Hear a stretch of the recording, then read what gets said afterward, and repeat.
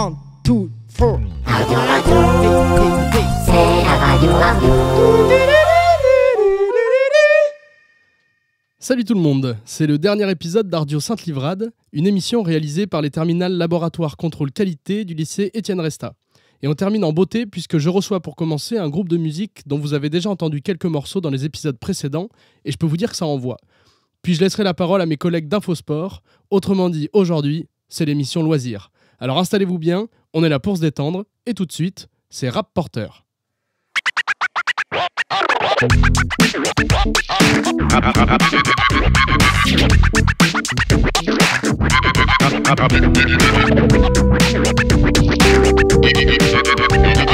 Rap Porteur, l'émission qui porte le rap français. Et salut à toutes et à tous dans l'émission Rap Porteur, l'émission qui porte le rap français.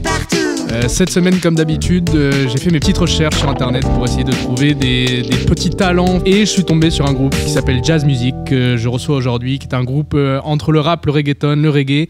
Un groupe composé de 3 personnes que je reçois donc dans le studio, que je vais vous présenter juste après. Ce sont des personnes qui rappent en espagnol et en français. Je me suis tourné vers ce multiculturalisme-là que je vous propose aujourd'hui. Et donc je reçois Zach. Zach, salut. Ouais, bonjour. Salut Zach, ça va ? Ça va et toi ? Ouais, ça va très bien. Ouais, ça va. Merci d'être là. Je reçois aussi Jesus Costa. Salut. Ça va Jesus ? Ça va nickel et toi ? Super, ça va Nickel. super, ça ira encore mieux quand on écoutera vos sons. Et enfin, le dernier, on reçoit Benito Antonio Martínez Ocasio. Ça va ? Hola. ¿Cómo estás ? Muy bien, ¿y usted cómo está? ¿Todo bien? Muy bien, todo bien, Me sí. alegra. Merci les gars d'être là pour nous parler de votre plaisir. musique. Un plaisir. Je vous propose qu'on commence direct par l'écoute d'un son. Comme ça, on va pas trop loin et ensuite on en discute. Ça vous va les gars ? Chaud. Ouais, ça me va. Vous voulez commencer par quoi ? On a 2 sons aujourd'hui que vous m'avez donné, à savoir El Jeje et Dans le Pétrin. Vous voulez qu'on commence par quoi ? Alors là, c'est toi qui vois. Ok, mais moi je propose qu'on commence par El Jeje et on danse. Ça vient des îles Canaries, de Porto Rico et de Los Angeles. C'est maintenant. Jazz Music. Isabel, la maquinaria Intel. El jeje.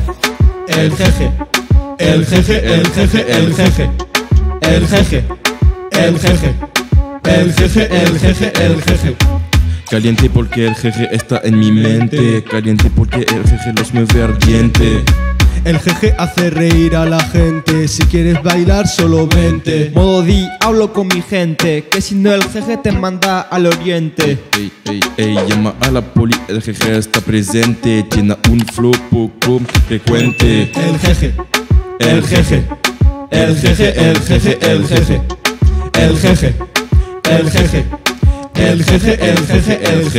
Yeah, sabes que el jefe es el jefe. Si te pasas puñetazo en los dientes. Mueve ese culo, mami, flow de mente. Y tú ya sabes que el jeje no miente. Nuestra música es piquente. Nuestro traficante, los ambientes. Y es que la verdad soy poco elocuente. Me persiguen por mis antecedentes. El jeje. El jeje.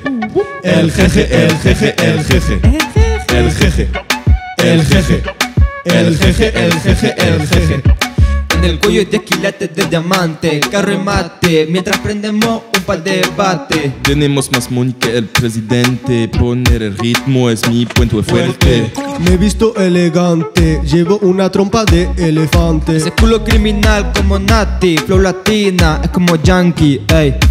Y dice: El jeje.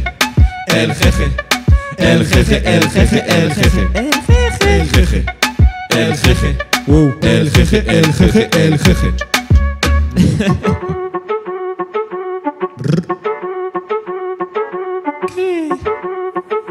Saku. Hola, ¿qué tal? ¿Cómo estás? Cosa en culo matas. Me digo tranquilo, gracias. Si estás dicho, pasas. Vente si tienes ganas. Puta, soy un alcintatas, pero no me das. Intentaste pero eres un chiste. Mi presencia puede que te despiste. ¿Qué flow me dijiste? De esto te despediste. Este man te desviste. Dime qué vas a hacer esta noche. Yo quiero darte en 4 y todita la pose, ey. Modo fercho, en el mercho. Tú ya sabes que te doy sin derecho. En el penthouse, this is my house. Con el jeje. El jeje. El jeje.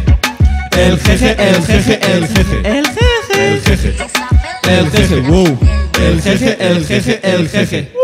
beaucoup. Merci les gars, vous avez fait danser tout le studio et j'espère les auditeurs auditrices aussi. Merci encore pour cette découverte. Merci à toi, merci. Merci. C'est du reggaeton, c'est du rap. C'est quoi votre style de musique? Comment vous vous définissez, Jesús? Bah, c'est un style un petit peu personnel, mais on essaie de partir un petit peu sur les types de musique chata, c'est-à-dire pour ambiancer, quoi, pour bouger et, voilà, et profiter. Ok, musique chata? Oui. C'est quoi? Tu pourrais le définir, Jesús? Ou Zach, hein? Ouais. Bah, c'est des sons avec des grosses basses, plutôt fait pour bouger, avec un refrain qui se répète, assez ambiançant. Voilà, pour bouger la tête en soirée, surtout dans les boîtes de nuit, voilà.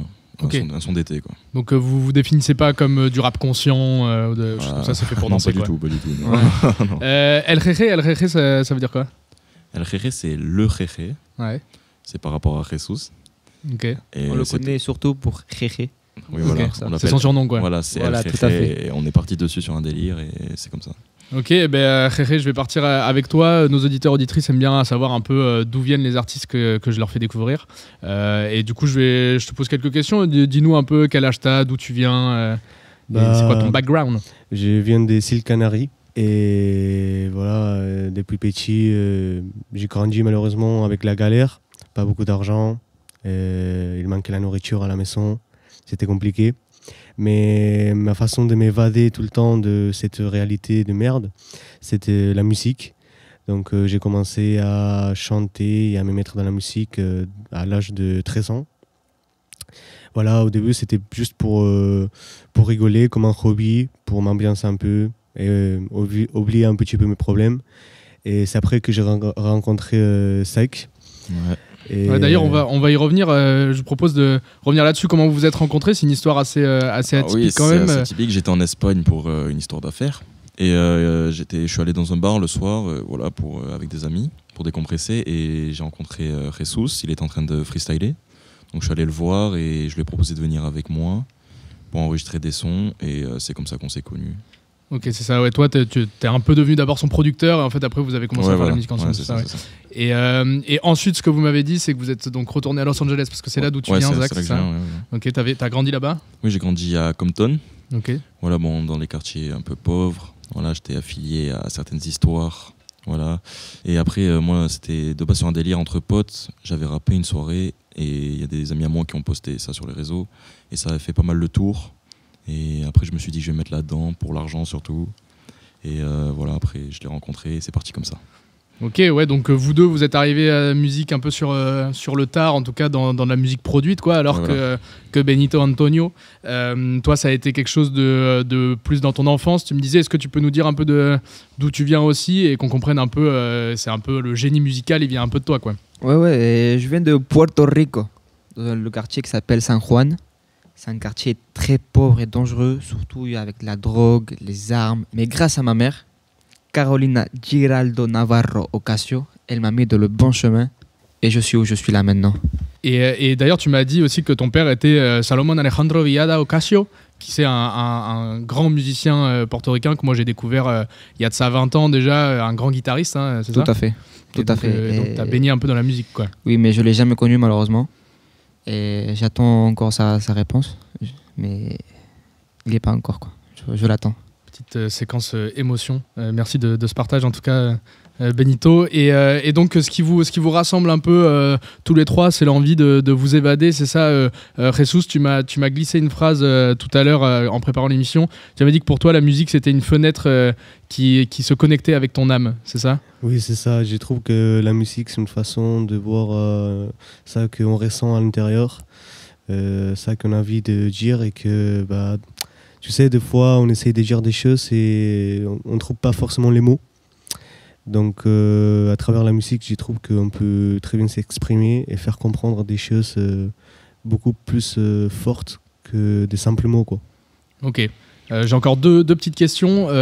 Zach, donc tu as dit que tu venais d'un quartier Compton à Los Angeles qui est un peu compliqué. Ouais. Tu as grandi autour des drogues, des armes, etc. Ouais, c'est ça. proche d'un certain gang qui commence par un C dont on taira le nom, Oui, sûr, pour ouais, t'éviter ouais, des problèmes. Je préfère, ouais. Mais en vous écoutant tous les trois, on a cette bonne ambiance quand même qui ressort, mais vous utilisez quand même des mots, un vocabulaire assez cru dans vos Oui, chansons. oui. Et ça, c'est quelque chose qui peut peut-être nous aussi nous choquer. Comment vous pouvez expliquer ça, que dans le reggaeton, il y a une tradition de ça ou... C'est pas forcément une tradition. On pourrait mettre des mots pas crus, mais ça parlerait pas de notre vie sinon. Voilà, notre vie, elle a été compliquée, donc on en parle. Et même si les mots sont crus, c'est juste la vérité et on s'exprime comme ça et voilà. Et toi, Benito, tu me disais que donc ta mère t'avait mis dans le droit chemin, etc. Mais il y a quand même toute cette ambiance underground, un peu urbaine du reggaeton. Toi, comment tu te positionnes par rapport à ça ? Bah, franchement, j'ai eu des potes qui étaient dans la galère avec les armes et tout, dans des gangs et tout ça. Mais franchement, je m'attendais vraiment à pire. Mais comme je te l'ai dit, grâce à ma mère, j'ai pu être dans le bon chemin. Ok, donc toi, tu restes straight. Tout à fait. Ok, ça marche. Merci beaucoup, les gars, pour vos réponses. Merci Et à pour toi. le Merci temps à toi. accordé. Avec plaisir. Donc c'était Jay's Music. C'est ça, on peut vous retrouver sur toutes les plateformes ? Sur toutes les plateformes. Tout à fait. Super. Et bien on va écouter un autre de vos sons qui est disponible dans votre EP, qui s'appelle Dans le Pétrin. Et on va terminer l'émission comme ça. Merci encore, les gars. Avec plaisir. Merci. À vous. Et on se retrouve, nous, la semaine prochaine pour une nouvelle émission de Rap Porter, l'émission qui porte le rap français. Et j'essaierai de vous dénicher encore des nouveaux talents. Merci à toutes et à tous. Ok. Jay's Music. Ok. Ok. Ok. Ok. Ok. Ok. Señorita, ese es mi corazón. Fumo marijuana, esa es la raison. Je manie le jeu, elle sait que j'ai raison. Tismé sucré comme jus de raisin. Fumée épaisse comme la résine. Más efecto, lo puedo sentir. Sabuzo boy, a morir, gracias, so puedo vivir. Je me lève au matin, à l'heure de la rosée. Me compro rosar, para rosar y que me rosa. Para mi posa, él es mi osa. Tu flow es poca cosa. Bandito pero se llama José. Todo es en mi pose. Dijo que la acosé, los mata, curan 12.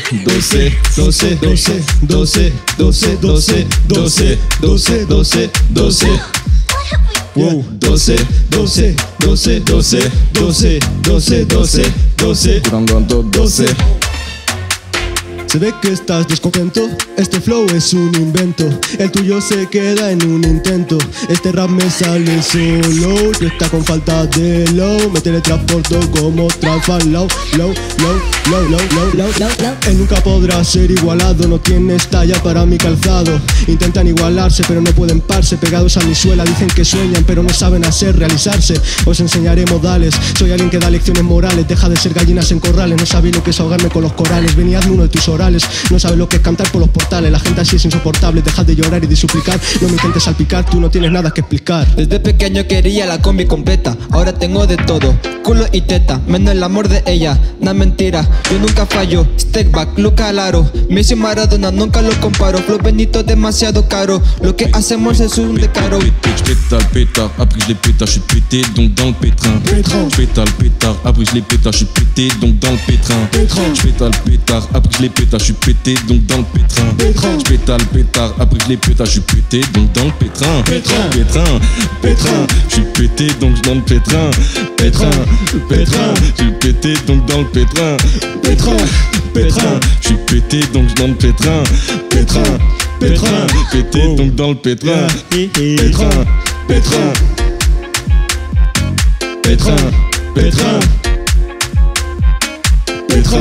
Pétrin, j'ai pété donc dans le pétrin. Pété donc dans le pétrin. Jay's Music, motherfucker. Dans la radio, il y a des pubs. Alors c'est les pubs d'Ardio. T'as déjà vu une radio sans pub ? Non. Du coup, on a fait les pubs d'Ardio.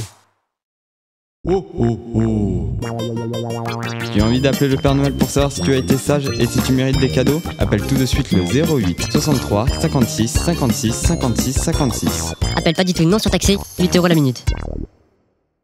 Le Moumout Leggings, le nouveau leggings révolutionnaire. Une couvrance extrême, un confort inégalé, sans usure qui vit éternellement. Le Moumout Leggings.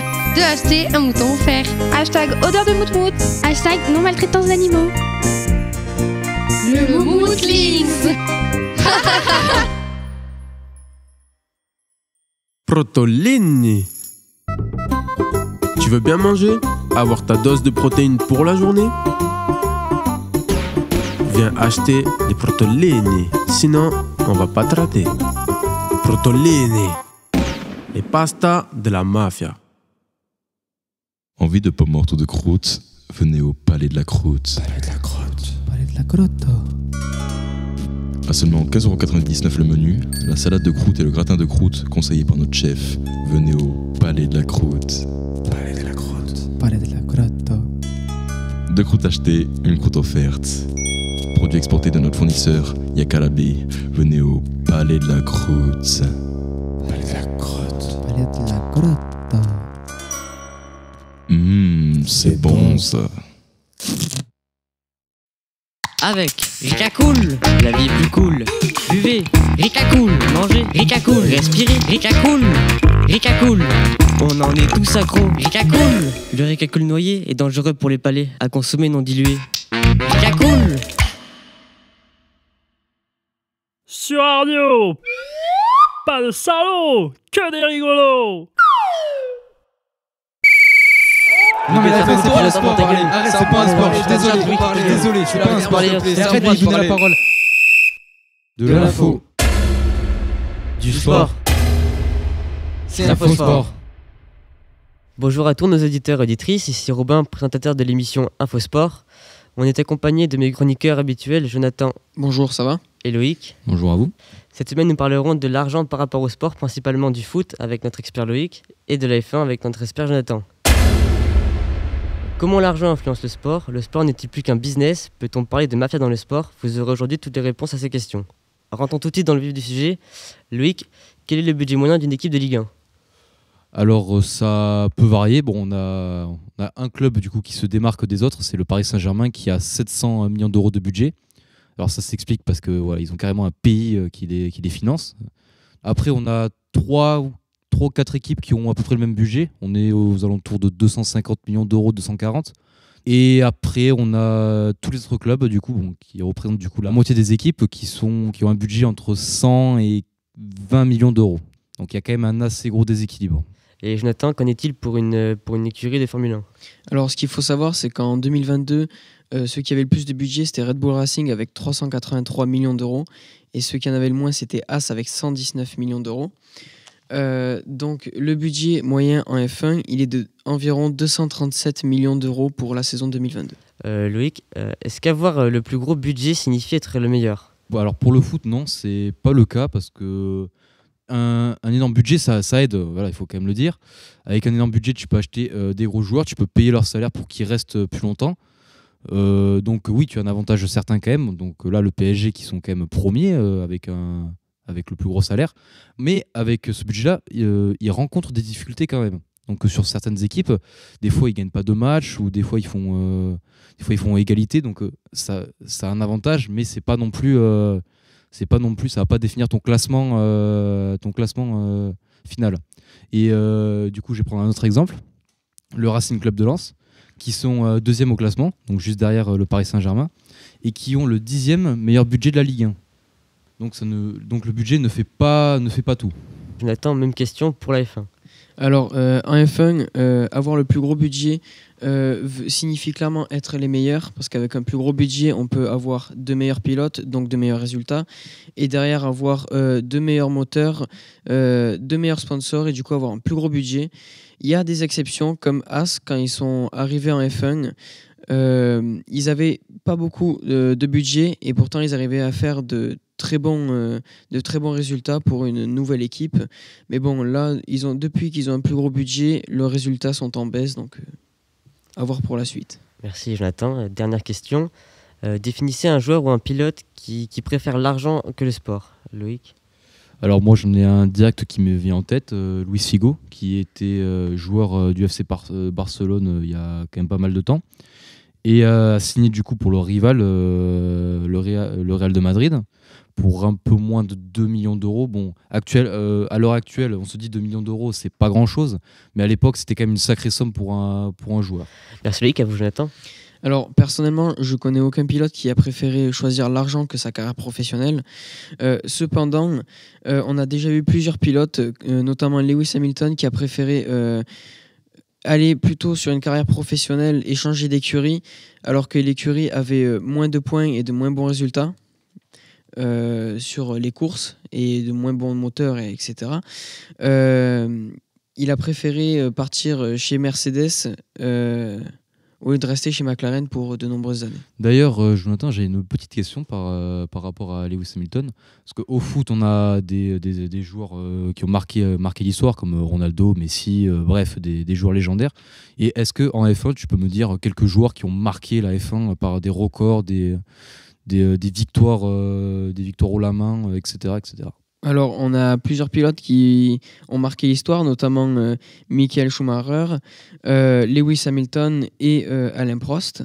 Celui qui détient le plus de records, c'est Lewis Hamilton, avec les records de victoire, les records de podium et de meilleurs tours en course et en qualification. Donc voilà. Moi, j'ai une petite question pour toi, Loïc. Qu'est-ce qui t'a fait aimer le foot ? Déjà, c'est l'ambiance dans les stades. Quand tu as des gros rendez-vous, des classicos qui sont chauds bouillants, que tu as des chants, tu entends les chants dans tout le stade, tu as des fumigènes de partout, tu as des énormes tifos. Bref, c'est une ambiance incroyable. Pour ma part, je n'ai jamais eu la chance d'assister à un match comme ça. Mais ça serait mon rêve d'assister à un match avec une énorme ambiance, des fumigènes de partout, des tifos géants. Enfin, ça serait mon rêve. Et d'ailleurs, je te retourne la question. Qu'est-ce qui t'a fait aimer la F1 ? Qu'est-ce qu'il y a d'impressionnant dans la F1 ? Rien qu'en Italie, sur le circuit de Monza, quand les Ferrari défilent, c'est quelque chose de magique. La foule, c'est la rapidité, la rapidité des voitures. La rapidité aussi des voitures. Mais en Italie, la foule, c'est le bazar partout, c'est des fumigènes. Et puis même la compétition entre pilotes, c'est quelque chose de magique. Et c'est ça qui m'a fait aimer la F1. Est-ce qu'il y a un circuit mythique de la F1 où il y a eu des énormes chocs, des records dans un stade où il y a une énorme ambiance aussi, hein ? Je dirais Monaco.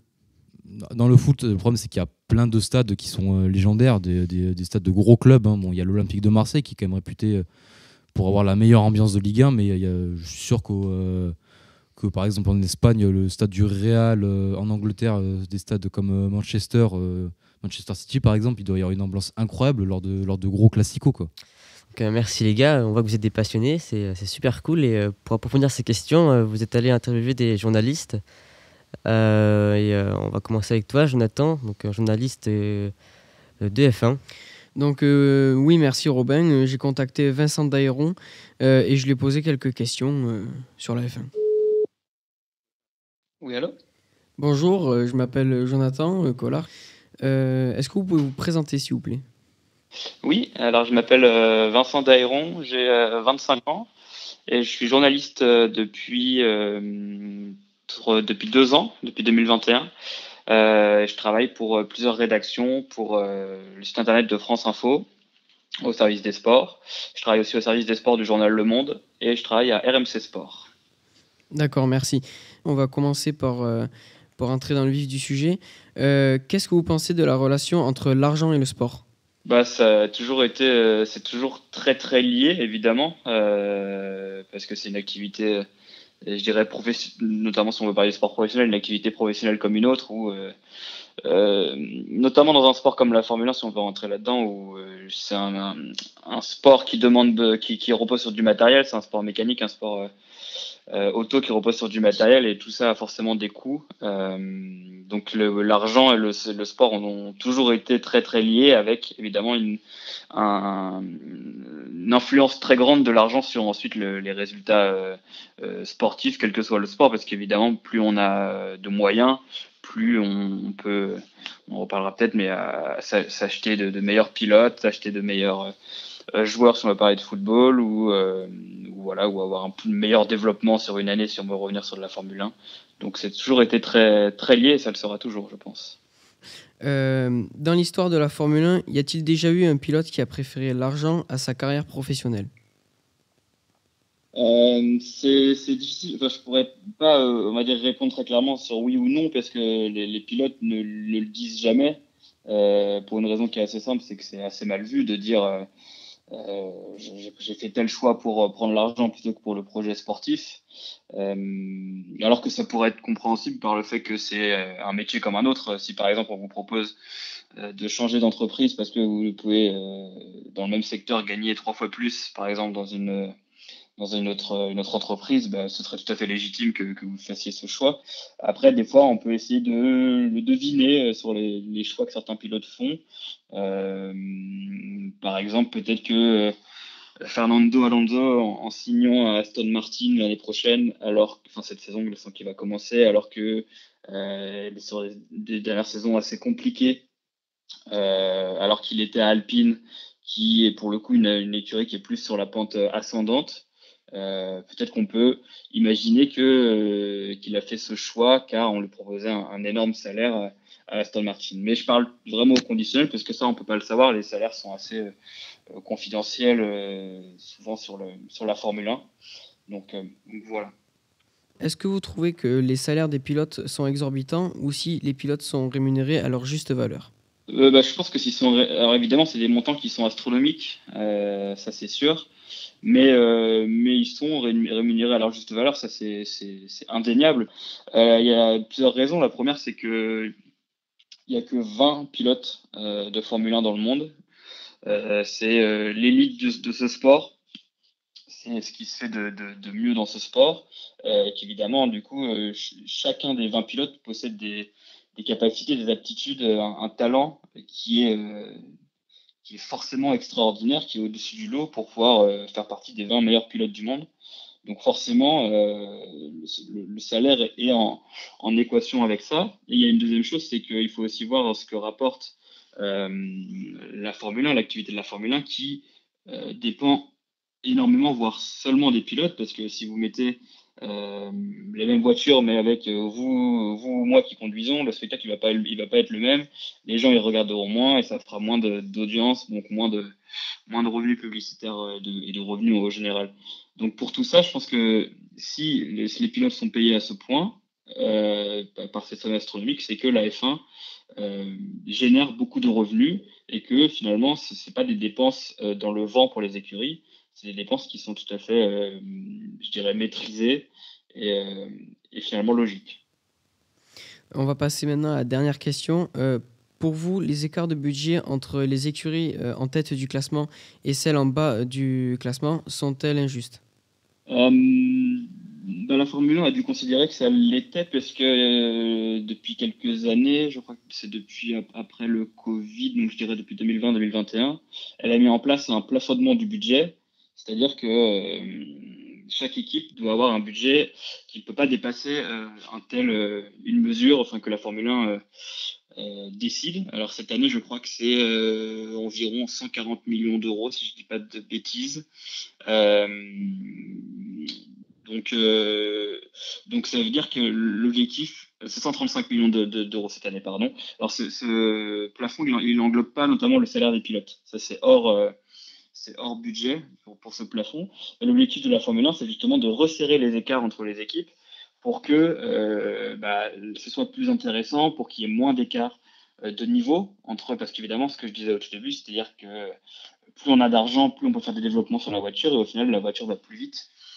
Et donc, on a des écarts de niveau qui peuvent être importants. Et là, l'objectif de la Formule 1, c'est de réduire ces écarts-là au maximum. Il y aura toujours des écarts entre le premier et le dernier, ça c'est sûr. On ne pourra pas avoir une Formule 1 avec toujours le même budget pour chaque écurie. Mais l'objectif de la Formule 1 est de le réduire, et je pense que c'est une bonne chose pour le spectacle, parce que plus on a de voitures qui sont en mesure de se battre pour la victoire, plus on a d'incertitudes, d'aléas sur le déroulement de la course, plus c'est intéressant.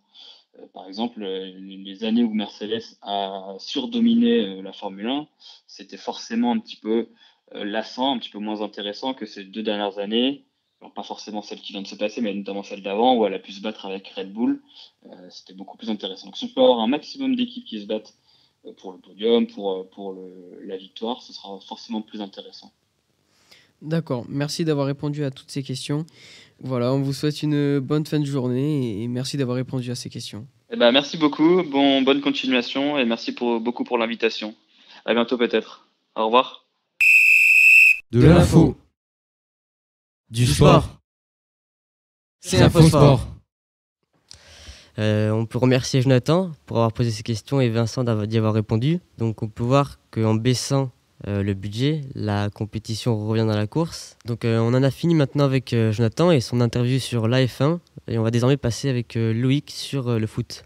Oui, j'ai en effet interviewé un journaliste spécialisé dans le foot qui s'appelle Jérémy. Je lui ai posé quelques questions, notamment sur le rapport entre le sport et l'argent. Je vous laisse écouter ses réponses à mes questions. Salut Loïc. Donc, est-ce que déjà je peux te demander de te présenter ? Ouais. Pour commencer, moi je suis journaliste pigiste. Je suis pas affecté à un seul média. J'ai pas de contrat, je veux dire, exclusif avec un seul média. C'est moi qui travaille avec plusieurs. Donc en l'occurrence, je suis avec la chaîne L'Équipe et Canal+. Je fais, on va dire, parfois du montage. Parfois, il m'arrive de tourner aussi à la caméra. Parfois, je fais des duplex aussi devant les stades et je commente aussi parfois des matchs. Donc c'est très très large. J'ai 28 ans et voilà. Est-ce que du coup tu peux nous parler du rapport entre le sport et l'argent ? Bah oui, c'est une question qui est souvent abordée parce que souvent c'est sous le prisme est-ce qu'il y a trop d'argent dans le sport ? Souvent c'est quand on parle du football, cette question elle est encore plus importante et c'est difficile de pas penser qu'il y en a trop dans ce sport-là quand on voit les sommes auxquelles on fait référence. L'exemple le plus récent, on va dire, et le plus frappant, par exemple, là, pour parler d'actualité, le mercato d'hiver de foot vient de s'arrêter et il y a eu un joueur argentin qui est parti pour 120 millions d'euros à Chelsea, un joueur qu'on connaissait pas avant la Coupe du Monde, qui a fait une bonne Coupe du Monde avec l'Argentine, qui a gagné.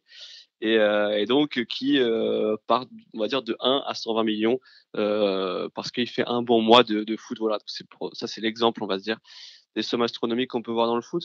Après, voilà, pourquoi il y en a autant, par exemple dans le football, c'est aussi parce que ça génère énormément d'intérêt. Enfin, c'est un divertissement qui est très suivi et en fait qui génère énormément d'argent parce que il y a des droits télé, parce que les gens regardent à la télé énormément ce sport-là. Donc ça génère de l'argent qui ensuite est reversé au club et aux joueurs, donc qui sont les acteurs de ce sport. Donc c'est pour ça qu'ils peuvent gagner parfois des millions, ou même un simple joueur de Ligue 1 peut gagner 100 000 euros par mois, ce qui est énorme quand on compare. Enfin, ça a aucun équivalent, ça a aucune rationalité en fait. Quand tu as 18 ans ou 20 ans, que tu as un premier contrat, d'ailleurs dans n'importe quel sport d'ailleurs, que d'un coup tu te mets à gagner des sommes astronomiques, c'est pas du tout facile à gérer. Il y a parfois des gens qui se perdent en route. Et puis ensuite, l'autre question, c'est quand tu as gagné des sommes astronomiques, quand tu arrives à 35 ans et que tu prends ta retraite, comment tu fais ensuite pour gérer ton après-carrière ? Tu as énormément amassé d'argent qu'il faut que tu gardes, tu en gagneras plus après, à part si tu as anticipé ton après-carrière. Enfin voilà, il y a beaucoup de choses comme ça à gérer, enfin, plein de questions, plein d'entrées dans ce thème argent et sport. Juste pour revenir au joueur de Chelsea, est-ce que tu parlais bien du joueur qui joue au Shakhtar, qui est l'Ukrainien ? Alors, il y a lui aussi. Chelsea, ok, d'accord. Je pensais que tu parlais de celui-là. C'est Modric. Voilà. Chelsea a aussi acheté Enzo Fernandez. En fait, c'est à lui que je pensais. Ah oui, j'avais oublié. Lors du dernier jour du mercato. En fait, Chelsea, là, ils ont cassé les scores pendant ce mercato d'hiver, où ils ont dépensé, je crois, pas loin de 300 millions d'euros. Voilà. C'est ça, hein, voilà. Donc voilà, en gros, le football anglais a montré encore plus qu'il pouvait être dans la démesure quand il s'agissait de dépenser de l'argent pour recruter des joueurs. Est-ce que tu penses qu'un club qui a le plus d'argent est automatiquement meilleur qu'un autre club du coup ? Non, il n'y a pas de corrélation exacte, on va dire. À la fin, quand tu prends la compétition, la Ligue des Champions qui réunit les meilleurs clubs européens, la vérité, c'est que oui, c'est les clubs qui ont le plus d'argent. Mais parmi ces, on va dire, je ne sais plus combien ils sont au départ de la compétition, mais à la fin, le vainqueur n'est pas celui qui a dépensé le plus d'argent l'été d'avant pour recruter des joueurs. Ça, c'est pas une science exacte et ça le sera jamais parce que ça reste du sport. Et c'est aussi pour ça que les gens aiment le sport, c'est l'indécision qu'il peut y avoir quand un match de foot démarre, tu as 90 minutes, le petit peut renverser le gros. Ça, c'est un truc, c'est toujours vu dans n'importe quel sport, particulièrement dans le foot. un but peut tout faire basculer. Et voilà, le mastodonte peut se faire renverser. Donc le Paris Saint-Germain, par exemple, qui a énormément d'argent en Ligue 1, ils vont les écraser et être bien meilleurs, mais face à d'autres clubs qui ont de l'argent, comme les clubs anglais, les clubs italiens, bah, ils sont pas forcément meilleurs, même quand ils ont plus d'argent, parce que finalement le Qatar a presque des moyens illimités. Et en fait, bah non, à la fin, ce qui compte, c'est aussi arriver à créer une équipe, créer une tactique. Avoir un entraîneur qui est capable de faire jouer ensemble les joueurs. Il faut aussi savoir gérer des égos, parce que quand tu as, comme à Paris, les 3 meilleurs joueurs du monde, ou parmi les 3 meilleurs joueurs du monde, Mbappé, Messi et Neymar, faut savoir les gérer. S'il y en a un qui veut faire sa loi, qui veut pas écouter ce que dit le coach, bah, ça te fera pas gagner à la fin. Et alors que pourtant, bah, c'est un des joueurs les plus chers, et que tu as dans la même équipe les 3 meilleurs joueurs. Tu aucune assurance que le PSG va gagner avec les champions, alors que ils ont ces 3 joueurs qui coûtent des centaines de millions. Moi, je trouve qu'il y a beaucoup de clubs qui dépensent beaucoup trop d'argent dans des jeunes joueurs ou des joueurs qui n'ont pas fait leurs preuves. Qu'est-ce que tu en penses? Est-ce que tu penses que les clubs dépensent trop d'argent pour ces joueurs-là ou pas? Ouais, je suis d'accord. Ouais. C'est la course en fait pour avoir le meilleur potentiel en fait. Il y a des joueurs parfois à 15 ans, on va estimer que ça va être plus tard le meilleur joueur du monde, donc il faut miser tout de suite 100 millions d'euros sur ce joueur-là. Alors que finalement, comme tu dis, on n'a aucune certitude, c'est seulement des prospections.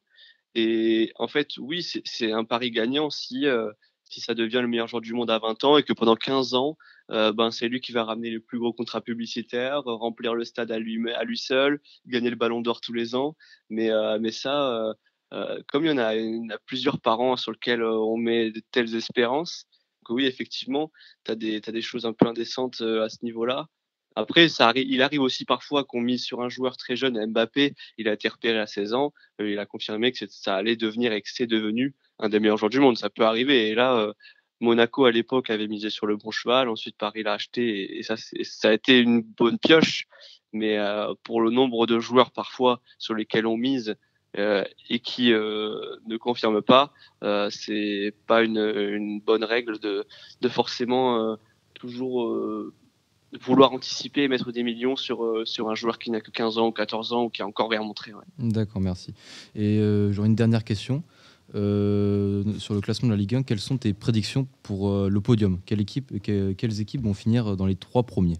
Alors, cette saison, Paris, il montre quelques faiblesses et je miserais bien, alors c'est un peu osé, mais je miserais bien sur Marseille champion là, cette saison. Donc si je suis mon pari, ça ferait Marseille 1, Paris 2e et Lens, je les trouve très très solides avec leur entraîneur Francaise qui est une des révélations depuis plusieurs saisons en Ligue 1. Lens, c'est l'exemple d'un club qui n'a pas beaucoup d'argent. C'est peut-être, à mon avis, ils sont pas dans les 10 premiers budgets de Ligue 1, mais pourtant ils peuvent être 3e de Ligue 1. Ils le sont actuellement et ils déjouent les pronostics parce qu'ils ont un très bon entraîneur, parce qu'ils ont des joueurs qui ont une ferveur aussi, ils sont habités par quelque chose. À Lens, c'est une ville qui vit pour le foot, c'est pas une grande ville. Lens, personne ne connaît en dehors du football. C'est comme Saint-Etienne, c'est des villes qui existent que par le foot. Alors j'avais fait mes recherches, Lens a le 10e budget de la Ligue 1. Donc, donc oui, ils ont quand même, ils méritent leur 3e place du coup avec un budget comme ça, comparé à certaines équipes qui ont un meilleur budget mais qui n'ont pas une bonne place, on va dire. Je pense notamment à Lyon du coup. Ouais, bah en fait, Lens, c'est exactement pour votre sujet sur le sport et l'argent, c'est exactement l'exemple d'un club qui, grâce à l'intelligence, a d'autres valeurs que l'argent, arrive à être meilleur que des clubs qui vont tout miser sur l'argent, par exemple. Lyon, effectivement, ils ont un budget, on les attend beaucoup plus haut à la base. Et là, cette saison, c'est très difficile pour plusieurs raisons, parce qu'il y a eu des erreurs de recrutement depuis plusieurs années, parce que il n'y a plus vraiment de cohérence dans la gouvernance du club. On ne sait plus qui est-ce qui dirige. Lens, c'est une équipe qui a presque fait que des bons choix depuis plusieurs saisons, et puis ça paye en fait. Derrière, tu peux te permettre d'acheter des joueurs moins chers si tu arrives à trouver des pépites que d'autres n'avaient pas vues. Et puis voilà, tu trouves un entraîneur qui arrive à bien manager les hommes. Et puis voilà, il y a d'autres recettes que l'argent qui peuvent te faire gagner dans le sport. Et d'ailleurs, voilà, encore une fois, Le sport, c'est pas que l'argent, au sens où si c'était que ça, les gens ils arrêteraient d'allumer leur télé pour regarder des événements sportifs. Ça crée des émotions inattendues. Tu t'allumes, tu as des émotions parce que c'est le petit qui va gagner, c'est une remontée fantastique que tu n'avais pas pu anticiper ou des choses comme ça. Merci beaucoup d'avoir répondu à toutes mes questions. Je te souhaite le meilleur pour ta continuation. Bon, merci à vous en tout cas. Au revoir. Au revoir. Du coup, merci Loïc pour cette interview et merci Jérémy d'avoir répondu aux questions. Donc on peut en conclure que au foot, il n'y a pas forcément besoin d'avoir un grand budget pour finir au top du classement. Des équipes avec un plus petit budget ont fini 3e, comme Lens. Avant de conclure, j'ai quand même une dernière petite question pour vous deux, Jonathan et Loïc. Qu'est-ce que vous pensez de la relation entre l'argent et le sport ? Donc Loïc, je t'en prie, vas-y, commence. Alors moi j'ai pas spécialement de problème avec l'argent dans le sport, hein. Voilà, c'est pour des recrutements, c'est pour financer, mais il y a quand même, je trouve, quelques excès, notamment sur certains transferts pour des joueurs certes bons, mais je trouve qu'il y a des sommes qui sont astronomiques pour des joueurs, quoi. Par exemple le plus gros transfert de l'histoire de Neymar au PSG qui a coûté 222 millions d'euros, je trouve que c'est quand même... J'ai peur que ça continue d'augmenter et qu'on se retrouve avec des transferts à 300, 400 millions d'euros pour un joueur. Et franchement, là, ça serait plus la course à celui qui a le plus d'argent, à la meilleure équipe. Et ça serait... Franchement, moi, je ne prendrais pas du plaisir à regarder le foot. Jonathan ? Moi, personnellement, je pense que l'argent, c'est bien parce que les plafonds sont là pour réguler l'argent que met chaque écurie dans leur monoplace. Donc il ne peut pas y avoir de trop grosses différences de performance entre les écuries du milieu, du bas et du haut de classement. Merci Jonathan, merci Loïc, c'était Info Sport. Aujourd'hui on a parlé d'argent et de sport. Et Loïc, demain, de quoi veux-tu parler ? Alors je voudrais parler de quelque chose qui m'énerve un peu dans le foot, c'est l'arbitrage et l'arbitrage vidéo. Ok, merci d'avoir écouté Info Sport, à demain. Non mais là, c'est pas un sport, arrête, c'est pas un sport, je suis désolé, je suis pas un sport, arrête de lui donner la parole. De l'info, du sport, c'est Info Sport.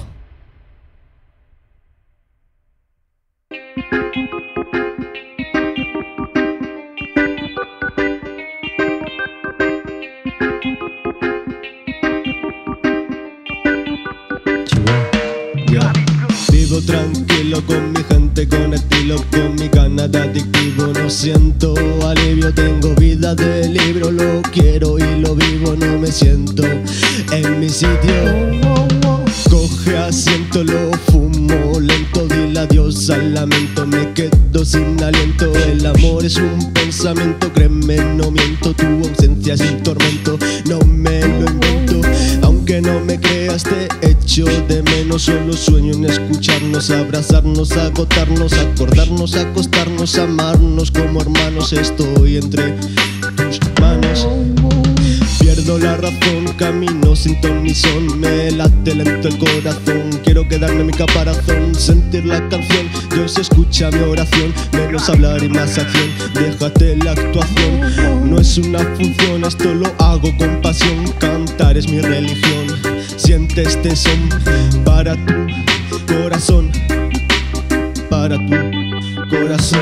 Y dice wow, wow, wey, wow, wow, wow, wow, wey, wow, wow, wow, wow, wey, wow, wow, wow, wow, wey, wow, wow, wey, wow, wow, wow, wey, wow, wow, wow, wey, wow, wow, wow, wey. No lo sientes hasta que lo pierdes, ni lo pienses. Poca frase, muchas mentes. A ti mismo te mientes, pa' eso no lo intentes, no lo intentes, yeah. Y dice wow, wow, wey, wow, wow, wow, wow, wey, wow, wow, wow, wey, wow, wow, wow, wey, wow, wow, wey, wow, wow, wow, wey, wow, wow, wow, wey, wow, wow, wow, wey. Sentado en mi terraza me tomo una taza de café con mostaza. Vengo de otra raza, mis frases casan, no las cazan. Inténtalo, siempre fracasan. Realidades francas que dice wow, wow, wey, wow, wow, wow, wey, wow, wow, wow, wey, wow, wow, wow, wow, wey, wow, wow, wey, wow, wow, wow, wey, wow, wow, wow, wey. Vive la vida, no mires la ira. Si quieres se pira y tú detrás te tiras como bobola. Miras así se rima. Rima. Yeah. Como dice. Wow, wey, wow, wow, wow, wey, wow, wow, wow, wey, wow, wow, wow, wey. Wow, wow, wey, wow, wow, wow, wey, wow, wow, wow, wey, wow, wow, wow, wey. Jeje. Reggae, reggae.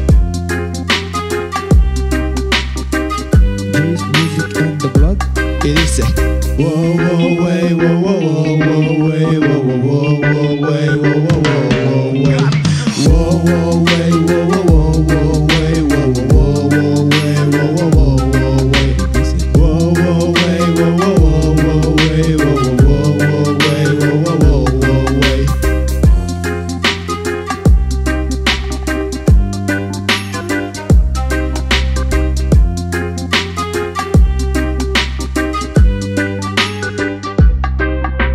Cette émission a été réalisée par Yohan, le Rhin, Anthony, le J c'est le S. Mélissa, Lola, Maureen, Abby, Ambre, ça pète les couilles.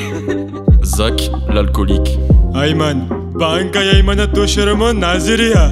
Jesus, les Portugais alcooliques. Loïc, alias Loïc Latric. Jonathan, Dio l'alcoolo. Robin, alias Brakmar. Maëva, Camille, Baptiste, c'est moi. Timothée, alias Perforas ou l'autre fou. Océan Dove, le serpent. Gino, The Léo. Maë, ESC. Lidiana Da Silva, j'ai rien d'autre à dire. Wow, wow, wey, wow, wow, wow, wey, wow, wow, wow, wey, wow, wow, wow, wey. Wow, wow, wey, wow, wow, wow, wey, wow, wow, wow, wey, wow, wow, wow, wey. Ardio, un projet soutenu par la région Nouvelle-Aquitaine, la DRAC et le CRARC. Réalisation Benjamin Charles, Alexandre Giraud, Association N'a qu'un œil.